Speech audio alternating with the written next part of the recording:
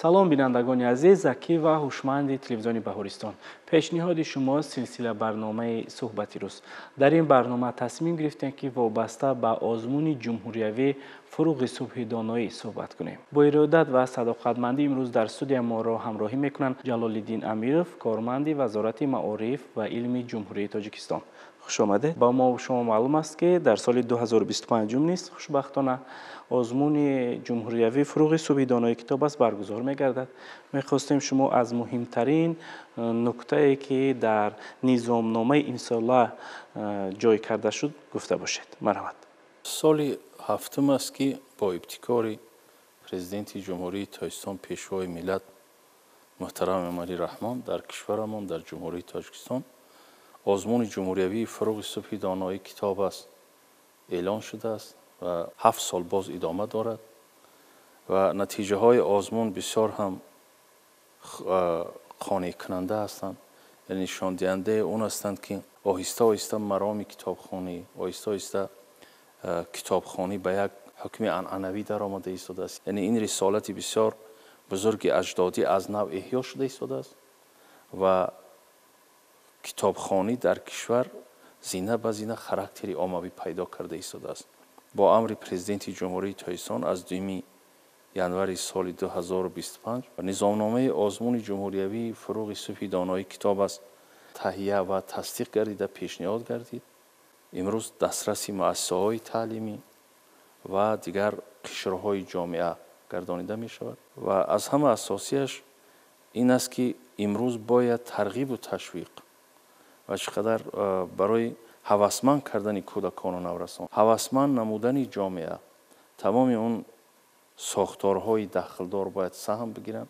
бояд ки ҳар нафар масъулият эҳсос кунад ки ман ҳамчун як шаҳрванди Тоҷикистон дар баробари он ки худам як китоб мехонам, китоб мехонам, дар баробари он ки дар муҳити оила таъсир дорам ки фарзандони ман китоб бихонанд, дар баробари он ки дар маҳаллаи худ масалан масъулият дорам ки باید در همون محله ترغیب و تشویق کنم تا جوانان از اون که بیکارگردی میکنن، از اون که آواره‌گردی میکنن، از اون که وقتی خالی خودشان را با مشغولیت‌های بیهوده با بازی‌های کامپیوتری و با تلفن‌های موبیلی مصرف میکنن، باید که سر کتاب بشینن تا خیرات بیاموزن، ادب بیاموزن، رفتار بزرگ انسانی و ملی خودمان را بدانند.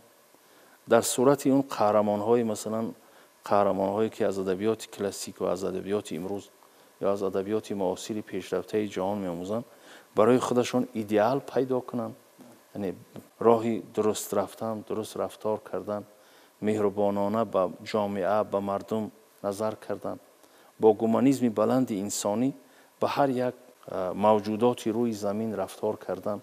یعنی همه این چیزها در دایره کتاب آموخته می‌شود. بیرون از کتاب هیچ یک فرد، هیچ یک انسان نمیتواند که انسانی کامل شود. مخصوصا گفتیم که در صورت هر یک قهرمان یک اثری بدیعی، در صورت مثلا قهرمان‌های شاهنامه فردوسی، در صورت خواندن و تعلیم گرفتن از مثنوی معنوی مولانا جلال‌الدین بلخی، از گلستان و بوستان سعدی شیرازی، از بهارستان عبدالرحمن جامی، خوب از این اثرهای نوادر الوقایع و بدایع الوقایع زین‌الدین محمودی واصفی و مخدوم احمدی دانش تا یادداشت‌های استاد عینی و این اثرهایی که ادبیات معاصر تاجیک در صورت استاد جلال کرامی، رحیم جلیل، سعید میرشکر، میرزا ترکزاده، ساطی ملوخ‌زاده و فضل‌الدین محمدی و ده‌ها نفر دیگر امروز خودی تقاضای زمان است که تقاضای جهان امروز است که در نبردهای سیاسی، در نبردهای اجتماعی، فرهنگی، اقتصادی خلق‌های با هستی خود را حمایت کرده می‌توانند، وجود داشته می‌توانند، ارزش‌های ملی خود را خلق‌ها و ملت‌های حفظ کرده می‌توانند که علم دانش و فرهنگ و هستی بلند داشته باشند، با کتاب سر و کار داشته باشند، با علم سر و کار داشته باشند و این تأکیدی هست که همیشه پرزیدنت جمهوری تاجیکستان پیشوای ملت محترم امامعلی رحمان به جامعه تاجیکستان میکند و سر این مسئله هر یک فرد تاجیک، هر یک فرد این کشور باید اندیشه کند ما با کجا میرویم و با چی میرویم. یعنی اون کولباری که در کتف ما هست باید پر از علم و دانش باشد، پر از جهانبینی وسیع اقتصادی و اجتماعی و فرهنگی و علمی باشد. ما با تمامی هستی باید با علم، با کتاب سر و کار داشته باشیم. هویت ملی، ارزش‌های ملی خودمان را احترام داشته باشیم، فرهنگ خودمان را احترام داشته باشیم و برای احیای فرهنگی بیشتر از 5000 ساله خود باید سهم بگیریم. و سهم گرفتن همین است که ما باید کتابخوان باشیم. به کتاب خوان بودن، به کتاب، به علم، به معرفت ما به هیچ گونه هدف رسیدن نمیتوانیم. و عامل رسیدن به همون هدف‌های عالی که امروز حکومت جمهوری تاجیکستان در پیش گذاشته است، عامل اساسیش کتاب خواندن است، رو به کتاب آوردن است، رو به علم آوردن است، دانستن یک چند زبان‌ها است، دانستن تکنیک و تکنولوژی حاضر زمان است. و همین یک واسطه که امروز جهانبینی ما را وسیع میکند، گفتیم کتاب بدیعی است که از نگاه نازکبین پرزیدنت جمهوری تاجیکستان پیشوای ملت ای زمان محترم امام رحمان پنهان نمانده است و کتابخوانی را در یک شکلی وسیع برای جامعه پیشنهاد کرده است که در دایره همین امر پرزیدنت جمهوری تاجیکستان وابسته با آزمون جمهوری فروغ صبح دانایی کتاب است. هر سال مردم ترغیب و تشویق میشوند، هوسمند میشوند و این امکانیت میدهد که حتی نفرانی که توجه به کتاب نداشتن کوشش میکنند که اقلا یک تا دو تا کتاب بخوانند و یک کتاب خواندن، دو کتاب خواندن یک تحریک میشود برای دوام دادن کتابخوانی. یعنی شوق هوس او زیاد میشود. او میبیند که از کتاب یک چیز را دریافت کرده است و یک چیز برای خود گرفته است. و نه همین عامل ها برای کتابخوان شدن جامعه، برای خاراکتری عاموی پیدا کردن کتابخوانی در جامعه تاجیکستان یک تحریکی خیلی قوی میتیند. پیش از آن که مثلا من ترغیب و تشویق کتابخوانی کنم، من باید خودم کتاب خوانم. پیش از آن که من مثلا فرزندان یا که نبیرگان یا که در محل خودم مثلا ترغیب و تشویق کتابخوانی را براه میمانم، باید من خودم کتاب خوانده باشم. از این لحاظ بسیار هم خواهش می شود، بسیار هم تاکید می شود که آموزگاران عزیز ما در محل ها، در مؤسسات تعلیمی در برابر تعلیم و تدریسی که براه میمانند باید کتاب بدیعی بخوانند، بیشتر کتاب بدیعی بخوانند و در آزمون هم آموزگاران بیشتر اشتراک کنند. تشکر، سلامت باشید. واقعا هم با یک مقدمه پرمحتوا و مقدمه تحلیل شده که تحلیل روزگار ما از تحلیل زندگی ما از تحلیل آن است که مثلا ما در آینده با گام‌های استوار با دانش، معرفت، عقل و ذکاوت باید پیش رویم در برنامه اشتراک کردید. اکنون می‌خواستیم وابسته به مهمات همین نظامنامه سال 2025 برای بیننده عزیز تلویزیون بهارستان گفته باشید. شما نظامنامه‌ای که امسال به تصویب رسید در دایره 4 نامیناسیا آزمون برگزار می‌گردد. یعنی 2 نامیناسیای ایجاد نظم و نثر از نظامنامه خارج شده است. با نظر داشت آن که مثلا در یک سال 2 سال در بین یک سال و 2 سال نویسنده شاعر نمیتواند که یک دایره وسیع شعر و ترانه و دیگر مثلا قصه و ناوله و پاویست و رمان بنویسد. از این لحاظ این 2 نامیناسیا خارج شدند و در دایره 4 نامیناسیا آزمون جمهوری فروغ صبح دانایی کتاب است. یعنی این ادبیات کودکان، ادبیات کلاسیکی تاجیک، ادبیات معاصر تاجیک و ادبیات جهان برگزار می‌گردد و خود نظامنامه هم دلالت از اون میکند که این آزمون کتابخوانی است و با از همین لحاظ هرچی بیشتر باید کتاب خوند. آزمون جمهوری فروغ صبح دانایی که در 4 دور دایر می‌گردد. دور اول آن در مؤسسه‌های تعلیمی، در جماعت‌ها برای دیگر قشرهای جامعه در شهرک‌ها در ماه مارس برگزار می‌گردد. یعنی غالبانی دور اول به دور دوم راه خط می‌گیرند، در دور دوم اشتراک می‌کنند و غالبانی دور دوم باشد به دور سوم راه خط می‌گیرند که دور سومی آزمون در ماه اوگوست در مرکز ولایت‌ها در شهر دوشنبه و در شهر حصار برای ناحیه‌های تابع جمهوری برگزار می‌گردد. دوره خاتموی آن در کتابخانه ملی تاجیکستان دایر می‌گردد. برگزاری آزمون مذکور زیر نظارت پرزیدنت جمهوری تاجیکستان پیشوای ملت محترم امام علی رحمان است و مبلغ‌ها هم از جانب حکومت جمهوری تاجیکستان برای هوسمندگردانی غالبان جدا می‌گردند. غیر از این امتیازهای زیادی برای غالبان این آزمون در آزمون امساله مقرر شده است که در نظامنامه امساله مقرر شده است که هر یک فرد، هر یک نسل نورس، هر یک نفر ختم کننده مؤسسه‌های تحصیلات عمومی، دانشجو، آموزگاران را هوسمند می‌گرداند تا بیشتر و بیشتر کتاب بخواند. در برابر اون مثلا ببینید که اون فایده‌ای که از کتابخوانی برای بلند برداشتن معرفت و معنویات خود می‌بردارد، در برابر این باز از دیگر نقطه هوسمند گردانده میشه. هم مکافات پولی میگیرد، هم افتخارنامه میگیرد، هم مثلا اعلاچه معارفی تاجیکستان میگیرد، هم در برابر این دانشجویی که در رشته‌های شعبه‌های مثلا پولکی میخواند به شعبه‌های بودجوی انتقال داده میشود. ختم کنندگان صنف‌های 9 10 11 که ختم میکنند، پس از غالب آمدنشان طریق راحتی که از جانب وزارت معارف و علم جمهوری تاجیکستان در دوره خودی همین نظامنامه داده میشود و مؤسسه‌های تحصیلات عالی کسبی طریق رایگان به اختصاص‌های دلخواهشان داخل میشوند و ببینید اینقدر امتیازهای داده میشود که یعنی در برابر گفتیم اون که معنویات خودش را بلند برداشته است، جهانبینی خودش را وسیع کرده است، باز امتیازهایی داده میشود که مثلا از جهت اجتماعی برای عائله او هم برای محیط او یک فایده خیلی خوبی بارور میشود. دیگر این است که در دایره این نظامنامه‌ای که امسال قبول شده است، غیر از این شهروندان تاجیکان برون مرزی هم میتوانند که در آزمون اشتراک کنند.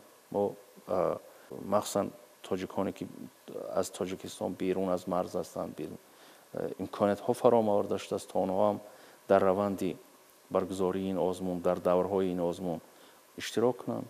غیر از این تمام اون شرایط هایی که برای ضرورتی برای مثلا خودی اشتراکچیان که از منطقه های دوردست و پایتخت می آیند، شرایط های بهتر خوبتر، جهتی تماشا کردن، جهتی سیر و گشت کردن، جهتی دیدن کردن از کتابخانه ملی، از آثارخانه ملی، از باغ و گلگشت های زیبای دوشنبه برای آنها طریق رایگان از جانب وزارت معارف و علم جمهوری تاجیکستان تشکیل کرده می شود با میکرو افطابوس هایی که بچه ها برای کودکان به سیر و گشت برند زیر نظارت دائمی قرار داشته باشند، با خوراک گرم آنها تامین کرده میشن. یعنی تمام اون واسطه هایی که برای یک نفر شهروند اشتراکش در آزمون فراهم آورده شده است، این با افتخار گفته میتوانم که در هیچ کشوری چنین یک شرایط و امکانیت هایی برای مثلا اون که شما هم کتاب بخونید، هم برای شما یک شرایط خیلی خوبی را دولت، حکومت فراهم بیارد تا شما هیچ آزاری نبینید، شما هم تماشا کنید، هم مثلا جای خواب داشته باشید، هم خوراک گرم تامین باشید، هم در برابر این مکافات بگیرید برای اشتراک کردنتون. اگر که سزاوار نمیشید به جای یک یا جاهای یکم و اقلا همچون اشتراکچی شما سرتیفیکات میگیرید که حقوق دارید که در رشته‌های فیلولوژی با همون سرتیفیکاتی گرفتهتون برید و تحصیل را ادامه دهید. یعنی همه این امکانات ها، همه این پیشروی ها، همه این موفقیت ها، همه این غمخواری ها نسبت جامعه، نسبت اون نفرانی که کتاب میخوانند حاکی از اون است که یعنی با جامعه کتاب خوان شود، مردم با معرفت شوند، مردم درک کنند که دولت امروزه تاجیکستان نسبت مردم بلند برداشتن معرفت جامعه، نسبت بلند برداشتن سطح اجتماعی جامعه، نسبت با خیرت و با فرهنگ و رو آوردن با اون فرهنگ قدیمه بزرگی ملی امان احترامی مخصوص خاصه دارد و همه این باید ما رو تحریک دهد تا ما بیشتر و بیشتر رو به کتاب بیاریم. تشکر. سلامت باشید. واقعا هم درست قید کردید. در آغاز صحبت گفتید که باید همین آزمون یک بهانه هست برای پر کردن فضای خالگی جامعه امروزه. اما شما مشاهده میکنیم که اکثر اشتراک کنندگان آزمون همین کودکان و نورسان و جوانان هستند و برگزاری دور سوم که شما ذکر کردید در ماه اوگوست، اگر که آنها گرچنده که آنها در تعطیل تابستان هم باشند، میتواند باز فضای خالگی آنها را پر کند. به این وسیله آنها دانش گیرند و از آوارگردی کنار باشند. همزمان از امتیازها گفتید شما، در برابر اونی که مثلا اینقدر کمک های پولی هست، در برابر اونی که اینقدر توجه هست، در برابر اونی که وزارت معارف و علم جمهوری تاجیکستان در ادامه همین عمل های شایسته باز چند نیت های نیک را پیاده میکند، چنانه که شما ذکر کردید پایتخت عزیزمون که سال به سال رشد میکند و نورسان آرزو دارند که به بهانه این آزمون بیاند به دوشنبه شهر و دیدن کنند. خوشبختانه وزارت معارف و علم جمهوری تاجیکستان نیت و مقصد آنها را پیاده میکند. دیگر اینکه مسئولیت پدر و مادر، من فکر میکنم در این جاده پرزور کرده میشه. اما نشان سرسینگی معرفت پرور، این نمونه عالی توجه وزارت معارف و علم جمهوری تاجیکستان به پدر و مادر است. میخواستیم وابسته به مبلغ‌هایی که امسال جدا کرده شد، وابسته به این شما بگید. طبق نشان داد یک برابر زیاد است. مقامات اجرایی حاکمیت دولتی شهر و ناحیه‌ها مسئول شدند که دورهای اولی در ناحیه و شهرها برگزار شده را غالبان هوسمند بگردانند و دوری نهایی، دوری جمهوریوی آن از جانب مبلغ‌های حکومت جمهوری تاجیکستان که مبلغ‌های مرکزی هوسمند گردانده میشن، جدا کرده میشن. و اگر که در سالهای پیشین جای اول برای جای یکم 35,000 سامان مثلا جای اول میگرفت، جای دوم اگر که 25,000 سامان میگرفت، جای سوم اگر که 20,000 سامان میگرفت، امسال در دایره امین امری پرزیدنت جمهوری تاجیکستان پیشوای ملت محترم امالی رحمان در دایره نظامنامه نو یک برابر، یعنی مبلغ ها زیاد شدن و جای اول 70,000 سامان میگیرد، جای دوم 50,000 سامان میگیرد و کسی که نفرانی که جایهای سوم را میگیرن، 3 نفر جای سوم میگیرن در هر نامینیسیون، اونها صاحب 40,000 سامانی میگردن. غیر از این شاه جایزه که برای هر یک نامیناسیون یک شاه جایزه جدا شده است، در دایره 140,000 سامان برای شاه جایزه ها مقرر شده است که همین 4 نفری که شاه جایزه میگیرن 140,000 سامانی در دست خودشون میگیرن. پیش از همه محیط عائله باید کتابخوان باشد. مخصوصا ما کلان سالان که در محیط عائله میرویم، از آن که مثلا دائما با تلفنی موبیلی سر و کار میگیریم و این البته تأثیری خیلی بد به محیط عائلوی به کودکان میرسانه.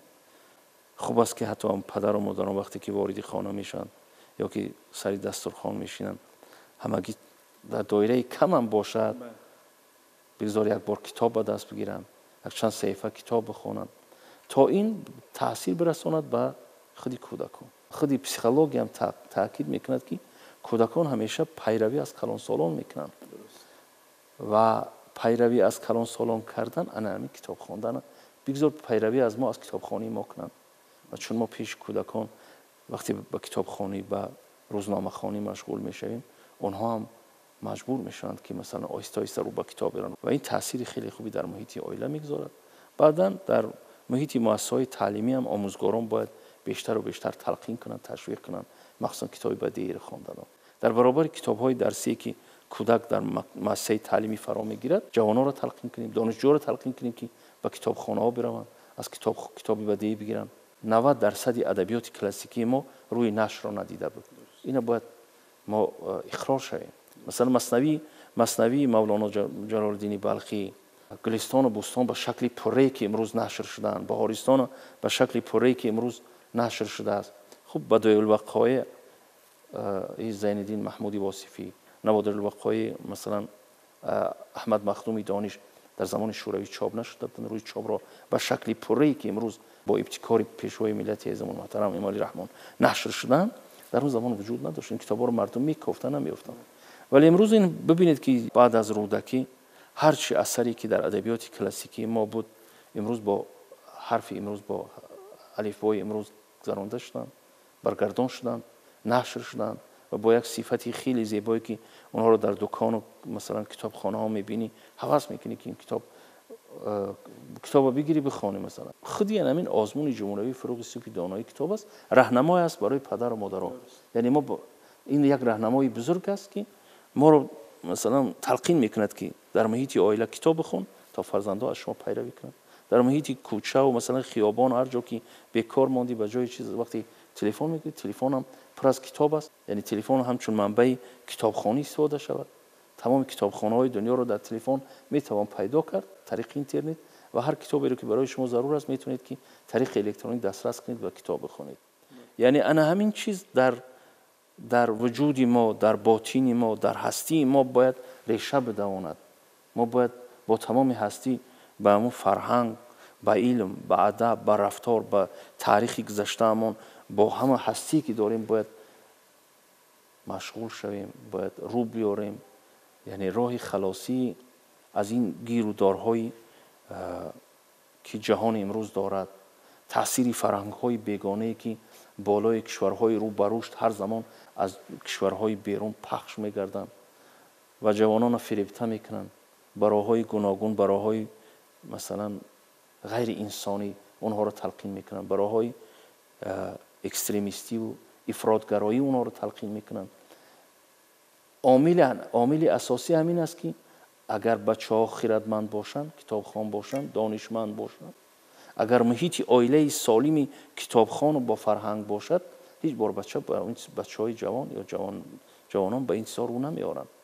برای اون که همین یک دیواره قوی در برابری همون ترغیب‌های بیگانه خارجی یا ترغیب‌های بیگانه که جوانان ایمان را میخوان با افراطی کنند، جوانان ایمان را میخوان، جوانان کشورهای رو بروش را میخوان با هر راه میخوان که دیوانوار به یک حرکت‌های اکستریمیستی و تروریستی تیله دهند. راه اساسی همین است که محیط عائله سالم باشد و سالمی محیط عائله کتابخوانی است، جهان بینی وسیع داشتن پدر و مادران است، تربیه درست است که ما تربیه درست کنیم، کتاب بخونیم. وقتی که با مثلا اثرهای از شاهنامه فردوسی اگر ما آگاه باشیم، ما با مثنوی مولانای بلخی شناس باشیم، گلستان و بوستان و بهارستان نخوانده باشیم، خب این اثرهای استاد عینی که یک تاریخ، یک باور کنید اثرهای استاد عینی یک بسیار گفتن در کار است که در تربیه جامعه امروز بسیار تاثیر قوی دارن اثرهای استاد عینی که مثلا هم تاریخ انقلاب بخارا، هم مثلا یادداشت‌های استاد عینی، همون اثرهای رمان و پاویست هایی که اون نگاشته است و حیات اون تیره و تاری مثلا یک زمان رو تصویر کرده است. اینا همه یک پند هستند، یک اخلاق هستند و از اونها استفاده کردن همین است که ما باید اون کتاب ها رو بخونیم. درست. و از استفاده از اونها این است که تاثیر اونها همون زمانی به ما میرسد، همون زمانی ما درک میکنیم که ما برای درست بریم که اونها رو بفهمیم. که مثلا من وقتی که در تیمسال یک قهرمان شما مثلا میبینید که اون یک خطا میکند، شما کوشش میکنید که اون خطا رو نکنید. در قهرمان منفی منظوری من است. یا در صورت یک قهرمانی که خب با یک جدیت تمام، با یک اخلاق خوب رفتار میکند، شما کوشش کنید که از او پیروی کنید، مانند او باشید، که اخلاق خوب داشته باشید، رفتاری خوب داشته باشید، گفتاری خوب داشته باشید، گومانیسم وسیع داشته باشید، جهان بینی وسیع داشته باشید، دانشمند باشید، با مردم تماس گرفته بتوانید. همه این عامل‌هایی هستند که انسان از کتاب میتواند بگیرد. واقعا هم درست قید کردید. از آثار بزرگان ادیبان کلاسیک معاصر یادآور شده. امروز همون آثار مولانای بلخی را شما ببینید که در تمام دنیا زمزمه میکنند. بله، زمزمه میکنند. گذشته از این مبلغ‌های پولی که شما گفتید در اینجا در نظام نامه درج شده است، پوشیده نیست که این مبلغ‌ها در زمان امروز پولی کم نیستند. در برابر اونی که یک نفر برای مکمل کردن خود، برای غذای معنوی گرفتن خود کتابخوانی میکند، دانش آموزی میکند، باز این مبلغ ها رو میگیرد. در این برابر دوام سال طریق تمام وسایل اخباری ما انمون چهره معرفی میشود. این است من فکر میکنم که منفیت کتابخوانی. شما ذکر کردید یک راه معین است این آزمون برای به مقصد اساسی رسیدن. من فکر میکنم وقتی اون رسیده است که چون سالهای پیشین در هر یک خانه ما حداقل کتابخانه های خرد باشد که از آن ما استفاده کنیم. و از این گذشته این آزمون فکر میکنم در و دروازه های تمام کتابخانه های شهر و ناحیه ها را شد. چون که ما مشاهده میکنیم انعکاسگر هستیم، شرکت کنندگان همین آزمون در دور جمهوری هستند شرکت کنندگانی که دانششان، ذکاوتشان، تیاریشان فراختر از نظامنامه همین آزمون است. و جای آخر سخن شما چی گفتنی هستید؟ بچه‌های ما، خواننده و دانشجویان ما، یعنی اون نفران از دیگر قشرهای جامعه تا اندازه کتاب میخوانند، تا اندازه آماده شدند و سخنرانی میکنند که هیچ نمیخوای که او لحظه بیستد. شوق و هوس و لذتی که از اون میگیری، میخوای که تمام روز او شعر بخواند، تمام روز مثلا او قصه کند، تمام روز او درباره اثرهای خوانده‌اش حرف بزند. یعنی هم سطح زباندانی او بالا شده است، هم معرفتی او بالا شده است که خیلی زیبا سخن میگه، هم شکلی بیان کردن و شعر خواندن او بچه‌ها و خواننده‌ها خیلی خوب رفته است، بالا رفته است و همه این تاثیر خیلی قوی در جامعه گذاشته است و این خواندن‌های آنها تاثیر بالای دیگر هم‌صنفان، دیگر همسالان هم میرساند. تمام نشریه‌های ما باید با مبلغ‌زایی که بی‌واسطه زیر نظارت پرزیدنت جمهوری تایسون پیشوای ملت محترم امام علی رحمان چاپ کتاب‌ها از حساب هم مبلغ‌های حکومتی جمهوری تایسون از جانبی بی‌واسطه مبلغ‌هایی که خودی پیشوای ملت زمان جدا کردند و ببینید که کتاب تاجیکان را با یک تعدادی خیلی زیاد برای هر یک عائله تاجیکستان دسترس کردند و امسال باز شاهنامه بزرگ فردوسی با همین تعداد نشر می‌شد و خانه ما به هر یک خاندانی ما میرسد. این بسیار جای افتخار است، جای احترام و صمیمیتی پیشوای ملت عزیزمان و ملت تاجیک و ملت تاجیکستان است که از این ما باید بسیار منتدار باشیم، باید افتخار کرده باشیم که ما مثلا یک راهبری داریم که از عادی‌ترین مسائل روزگار جامعه واقف است و باید نگاه نازکبینش درک میکند که امروز برای جامعه امروز چی چیز لازم است، چی چیز میتواند که جامعه را از قشاقی معنوی بیرون بسازد. از این لحاظ همانطور که تاکید کردیم تأثیری بسیار قوی آزمون جمهوری فروغ صوبی دانایی کتاب است در دوردستترین محل‌های کشور هم رسیده است و امروز ببینید که بیشتر این اشتراکچیان، شرکت کنندگان از دهه‌های دوردستترین کشور و آزمون به آزمون جمهوری می‌آیند. یعنی این باعث افتخار است، باعث اون است که جامعه درک کرده است، مردم درک کردند که باید کتاب بخوانند، باید کتاب بدیعی بخوانند. آزمون فروغ صبحی دانایی کتاب است، ریشه عمیق علاقه در زمینه فرهنگی جامعه امروز تاجیکستان گذاشته است و این میتواند که شاخ و برگ ها و نوده های خیلی وسیع را پیدا کند و جامعه تاجیکستان را فرا بگیرد. تشکر، سلامت باشید.